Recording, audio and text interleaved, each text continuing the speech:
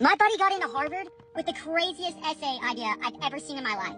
So he had this idea to write an essay to get into college because, that's what you do. But his idea for it was absurd. He said he was going to write about Clash Royale.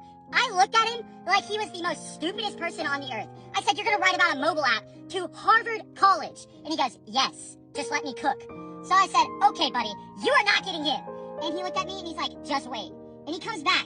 He brings me his essay. He wrote about elixir management under pressure. When I tell you, it was like Shakespeare wrote this essay. It was so beautifully written and well thought out, I couldn't have believed it was about Clash Royale.